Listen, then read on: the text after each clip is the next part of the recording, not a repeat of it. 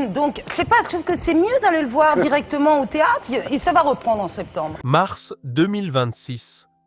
Dans un studio radio parisien, les rires résonnent encore, légers, presque insouciants. Isabelle Mergo parle, plaisante, enchaîne les phrases avec cette voix singulière que toute la France reconnaît. Rien ne semble différent, rien ne semble fragile. Et pourtant, quelque chose échappe. Personne ne pose la question. Personne ne voit les silences entre les mots. Personne ne devine que derrière ce ton familier, une bataille se joue, invisible, intime, irréversible. Pourquoi a-t-elle continué à apparaître ainsi, comme si tout allait bien? Pourquoi ce choix de ne rien dire, même à ceux qui l'entouraient depuis des années? Était-ce une manière de rester forte? Ou une solitude devenue trop lourde à partager? Car ce que la presse révélera plus tard, selon plusieurs témoignages, changera tout. Une maladie, un combat mené dans l'ombre, et une décision qui, encore aujourd'hui, laisse une question suspendue. Que cache vraiment une vie sans scandale, sinon un silence que personne n'a voulu entendre? 11 mai 1958. Paris. Dans une ville encore marquée par les secousses culturelles de l'après-68, une enfant naît loin des projecteurs, loin de toute promesse de célébrité. Rien, à ce moment-là, ne laisse présager qu'elle deviendra un visage familier, une voix reconnaissable entre mille. Et pourtant, dès les premières années, quelque chose la distingue déjà. Une manière de parler, une articulation imparfaite, ce que les spécialistes appellent une dyslalie. Un détail, en apparence. Un défaut, diront certains. Mais dans un monde où la parole est pouvoir, où chaque mot doit être net, précis, maîtrisé, cette singularité devient vite un poids. Selon plusieurs témoignages de l'époque, cette particularité aurait suscité des doutes, parfois des moqueries, souvent des refus silencieux. Car le milieu artistique français de la fin des années 1970 n'est pas tendre.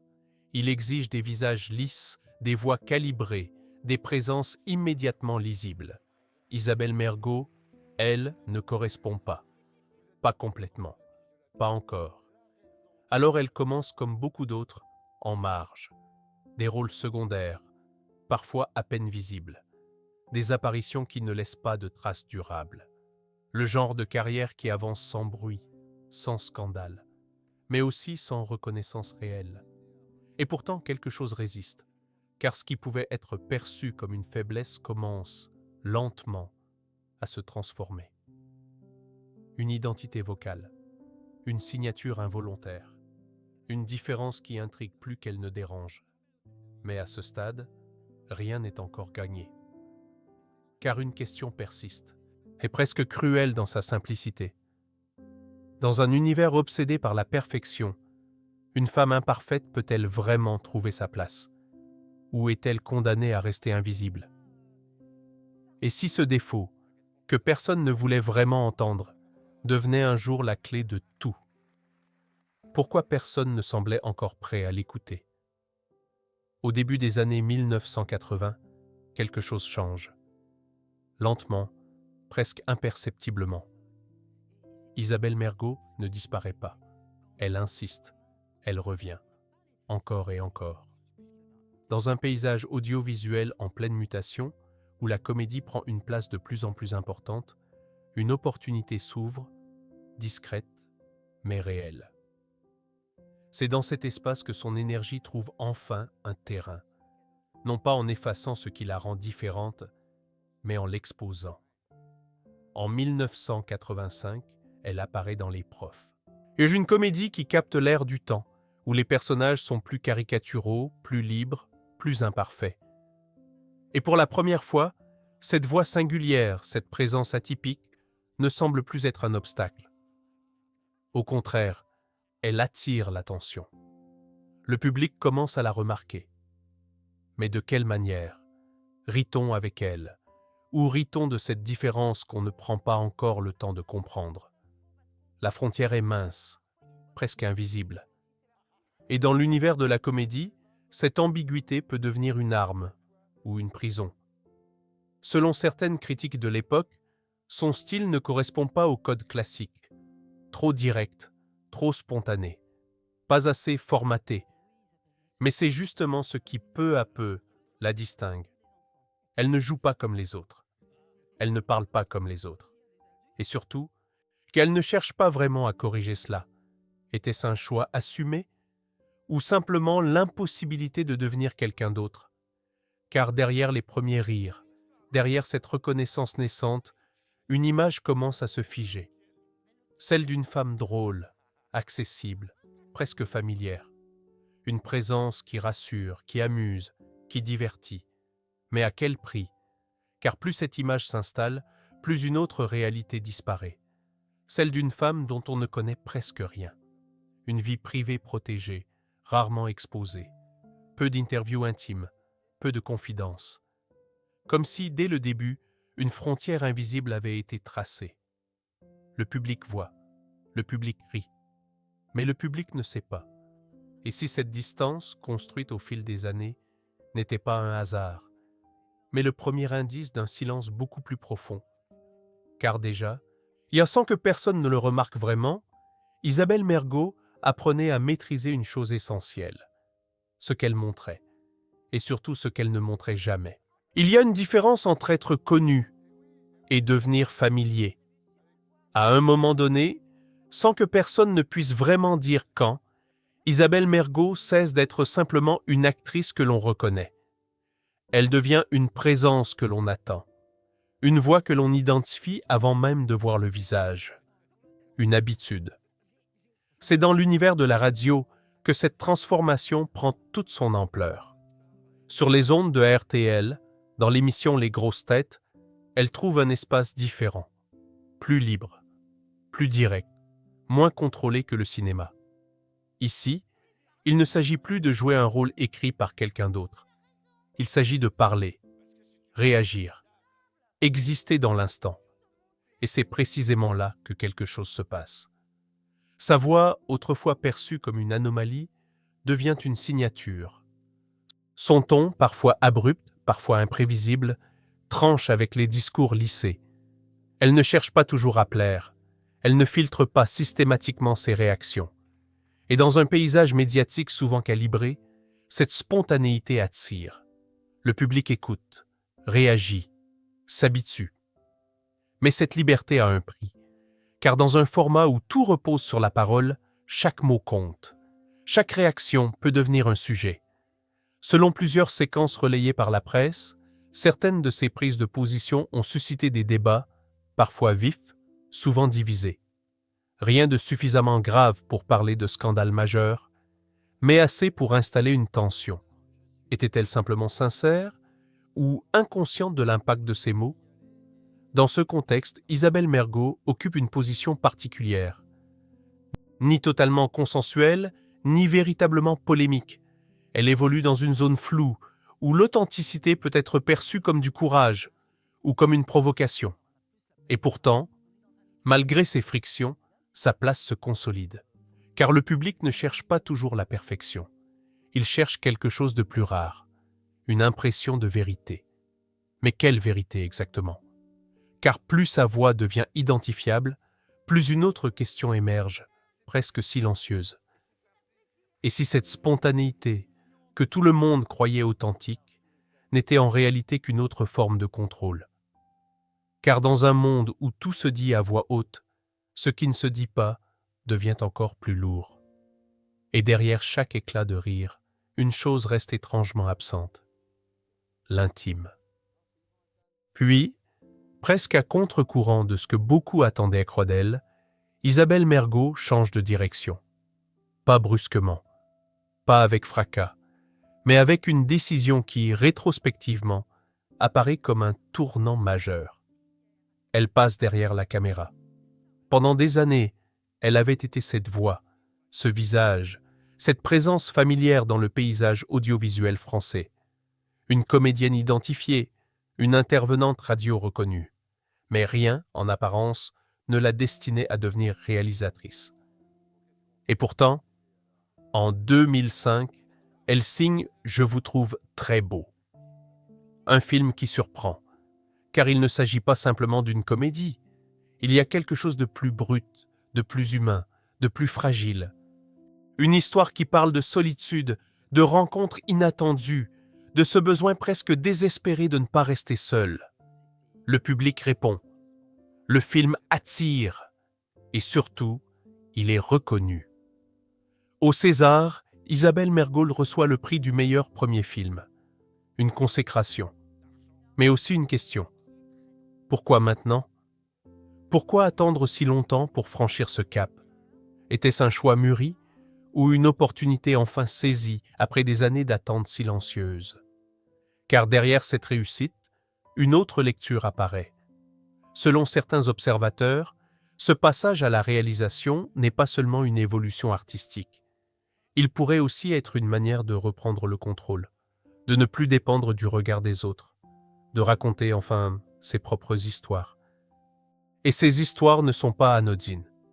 Elles parlent souvent de personnages en décalage, de vies ordinaires traversées par des émotions profondes, de relations humaines marquées par l'absence, le manque ou le besoin d'être reconnu. Coïncidence ou projection? Car lorsque quelqu'un choisit de raconter ce type de récit, une question surgit presque naturellement. Parle-t-elle des autres ou d'elle-même sans jamais le dire? Et si ce succès, loin d'être un aboutissement, n'était en réalité qu'une autre étape dans la construction d'une image maîtrisée, qui ne laissait toujours rien passer de l'essentiel? Car même au sommet, même récompensé, même reconnu, quelque chose reste inchangé. On la voit, on l'écoute, on l'applaudit, mais on ne sait toujours pas. Avec les années, Isabelle Mergo s'installe dans une forme de constance rare, ni omniprésente, ni absente.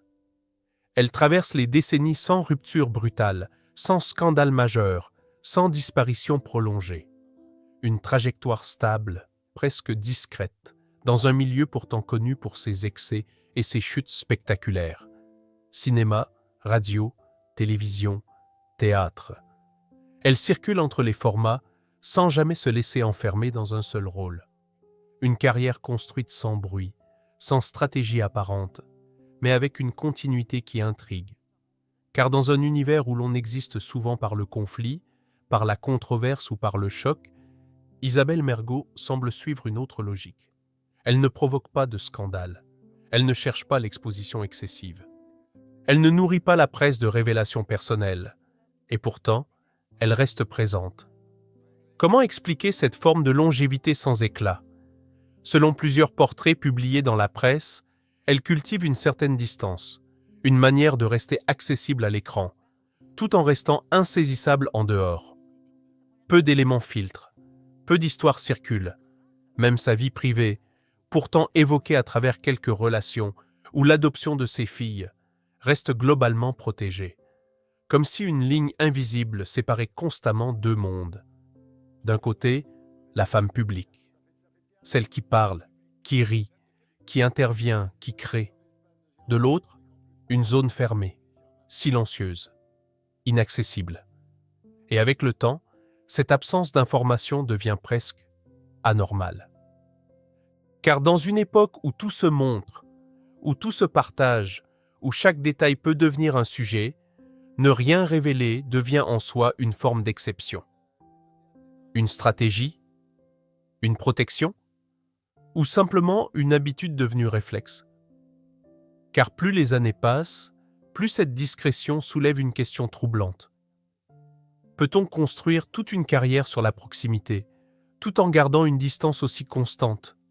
Et surtout, que se passe-t-il derrière cette frontière que personne ne semble autorisé à franchir? Car ce que personne ne savait encore, à ce moment-là, allait transformer cette discrétion en énigme. Une information absente, un silence prolongé, et une vérité qui, une fois révélée, allait donner un tout autre sens à tout ce qui avait précédé. Dans un paysage médiatique où le moindre mot peut devenir une tempête, Isabelle Mergo n'a jamais été totalement silencieuse. Elle parle, souvent, et parfois, elle dérange. Sur les plateaux, à la radio, notamment dans les grosses têtes, son ton tranche. directe, sans détour. Une manière de s'exprimer qui ne cherche pas toujours à lisser les angles. Et c'est précisément là que naissent les premières zones de friction. Selon plusieurs séquences relayées par la presse et les auditeurs, certaines de ces prises de position ont suscité des réactions contrastées. Des propos jugés trop francs, des opinions qui divisent, rien qui ne bascule dans un scandale majeur, mais suffisamment pour créer un malaise ponctuel, une tension. Car dans un environnement où l'on attend souvent des figures publiques qu'elles mesurent chaque mot, Isabelle Mergo semble parfois suivre une autre logique. Dire ce qu'elle pense, quitte à déranger. Était-ce une forme de liberté assumée ou une manière de rester fidèle à une image qu'elle avait construite au fil des années? Car plus ces moments s'accumulent, plus une perception se dessine, celle d'une femme authentique, mais aussi, pour certains, imprévisible. Et cette ambiguïté nourrit quelque chose de particulier. Une présence qui attire, mais qui ne rassure pas toujours. Une parole qui semble sincère, mais qui peut aussi être perçue comme excessive. Selon certains commentaires d'époque, cette liberté de ton aurait contribué à créer une distance avec une partie du public. Pas une rupture, pas un rejet massif, mais une forme de division. On l'écoute, on l'apprécie, mais on ne sait pas toujours sur quel terrain elle va se situer. Était-elle en train de franchir une ligne, ou simplement de refuser de s'y conformer? Car dans cette tension, une chose devient claire. Isabelle Mergo n'est pas une figure lisse. Mais ce qui intrigue le plus, ce n'est pas ce qu'elle dit. C'est ce qu'elle ne dit jamais. Car pendant que certains débats occupaient l'espace public, une autre réalité se construisait, loin des micros, loin des plateaux, loin des regards. Une réalité évoquée plus tard, selon la presse, comme un combat discret, mené sans annonce, sans déclaration officielle. Et une question commence à s'imposer, presque malgré tout. Comment une femme aussi présente, aussi directe, aussi visible, a-t-elle pu garder le silence sur l'essentiel? Puis, progressivement, presque à voix basse, une information commence à circuler.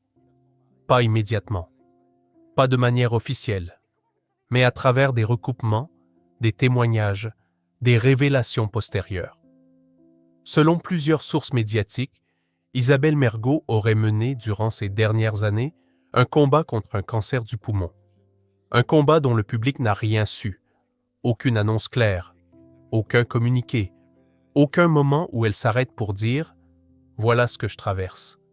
Au contraire, elle continue, elle apparaît, elle parle, elle rit. Elle intervient comme si rien n'avait changé, comme si la maladie n'existait pas, comme si le temps ne se réduisait pas. Pourquoi? Selon certains proches évoqués dans la presse, elle aurait choisi de ne pas exposer sa maladie. Une décision personnelle, une manière de préserver quelque chose. Mais quoi exactement? Sa dignité? Son image? Ou simplement une part d'elle-même qu'elle refusait de partager? Car dans une époque où de nombreuses figures publiques rendent leur combat visible, où la maladie devient parfois un récit collectif, Isabelle Mergo fait le choix inverse. Le silence. Un silence total. Et ce choix interroge. Car il ne s'agit pas seulement de discrétion. Il s'agit d'un écart radical entre l'image publique et la réalité vécue. D'un côté, une femme présente, engagée, expressive. De l'autre, une lutte invisible, progressive, irréversible. Comment concilier les deux? Était-ce une forme de contrôle ultime ou une manière de ne pas être réduite à la maladie? Car en continuant à apparaître, à travailler, à parler comme avant, elle maintient une illusion, une continuité, mais une continuité fragile. Et lorsque la nouvelle de sa disparition tombe, le 20 mars 2026, quelque chose bascule. Selon les réactions relayées dans les médias, l'émotion est forte, mais elle est aussi accompagnée d'une surprise, d'une incompréhension. Beaucoup ne savent même pas. Certains découvrent. Et soudain, tout ce qui semblait cohérent ne l'est plus. Les dernières apparitions, les dernières interventions, les derniers mots. Tout prend une autre dimension. Pourquoi personne n'a rien vu? Pourquoi elle n'a rien dit? Et surtout, jusqu'où peut-on aller pour protéger ce que l'on considère comme intime? Car ce silence, longtemps invisible, devient après sa mort l'élément central de son histoire. Un choix, une énigme, et peut-être la forme la plus dérangeante de scandale. Il y a des maladies qui détruisent lentement, et il y a des silences qui les accompagnent. Dans les mois, peut-être les années, qui précèdent sa disparition, Isabelle Mergo continue d'apparaître, moins souvent parfois, avec des absences que certains remarquent sans vraiment les comprendre. Mais rien d'assez évident pour alerter, rien d'assez clair pour inquiéter publiquement, car tout est tenu. Selon plusieurs observations évoquées après coup dans la presse, son comportement ne change pas radicalement. Elle reste fidèle à ce qu'elle a toujours été à l'écran, directe, vivante, présente. Comme si la maladie n'avait pas de prise sur cette image. Mais le corps, lui, suit une autre logique. La fatigue, les traitements, les effets invisibles. Tout ce qui ne se voit pas, mais qui s'accumule. Et au milieu de cela, une décision persiste. Ne rien dire. Ne pas interrompre. Ne pas expliquer. Ne pas transformer sa vie en récit médical. Était-ce une manière de rester maîtresse de son histoire, ou une façon de refuser d'être regardée autrement? Car dans ce choix, une solitude particulière apparaît. Pas nécessairement l'isolement physique. Elle n'est pas seule au sens strict, mais une solitude plus subtile. Celle de porter quelque chose que les autres ne voient pas. Celle de continuer à jouer un rôle, non pas au cinéma, mais dans la vie. Jusqu'où peut-on aller ainsi? Car maintenir cette apparence demande une énergie immense, une discipline silencieuse, une forme de résistance intérieure que personne ne mesure vraiment. Et pourtant, elle continue. Elle parle. Elle intervient. Elle existe dans l'espace public comme si rien n'était en train de s'effondrer en coulisses. Selon certains témoignages relayés après sa disparition, ce contraste a profondément marqué ceux qui ont découvert la vérité tardivement. Comme si, rétrospectivement, chaque apparition prenait un autre sens. Comme si chaque sourire cachait quelque chose de plus lourd. Mais à ce moment-là, personne ne sait. Personne ne voit la totalité de l'histoire.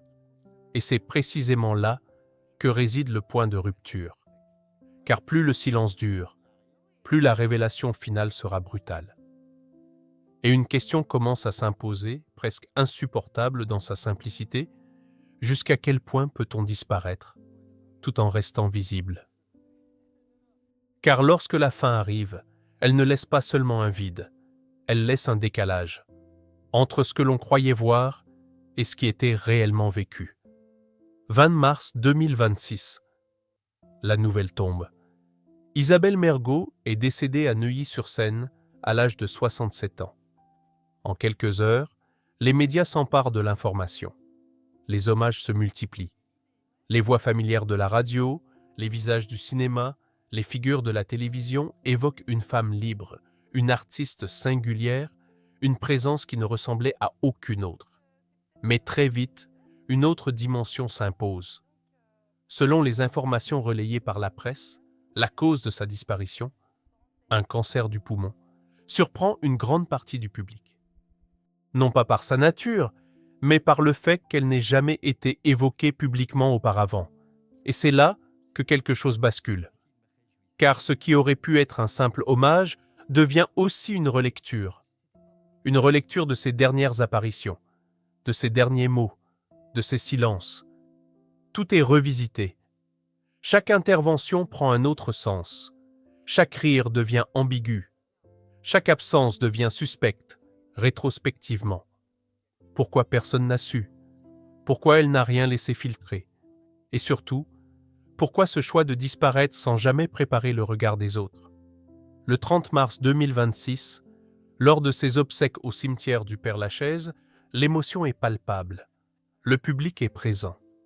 Les anonymes côtoient les figures du monde artistique. Un dernier hommage, ouvert, presque collectif, Mais même dans ce moment, quelque chose reste suspendu. Car derrière les discours, derrière les souvenirs, derrière les mots choisis avec précaution, une question persiste. Discrète, mais tenace. Avons-nous vraiment connu Isabelle Mergo? Ou avons-nous seulement connu la version qu'elle avait décidé de montrer? Car ce décalage entre la femme publique et la réalité privée ne disparaît pas avec elle. Au contraire, il devient plus visible encore, et peut-être plus dérangeant, car une vie sans scandale apparent peut sembler limpide, compréhensible, rassurante. Mais lorsque cette même vie révèle après coup un silence aussi profond, elle laisse derrière elle une forme d'inachevé, une histoire dont certaines pages n'ont jamais été écrites, ou peut-être jamais montrées. Et une dernière question, impossible à éviter, faut-il tout dire pour être compris, ou certaines vérités ne peuvent-elles exister que dans le silence? Il y a des vies qui se racontent facilement, et puis il y a celles qui résistent. Isabelle Mergo a traversé plus de 40 ans de carrière sans scandale majeur, sans chute spectaculaire, sans révélation fracassante. Une trajectoire presque à contre-courant d'un monde qui se nourrit d'excès et de drames visibles. Et pourtant, aujourd'hui, ce n'est pas ce qu'elle a montré qui intrigue le plus.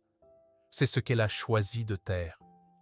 Une voix reconnaissable entre toutes. Une présence familière.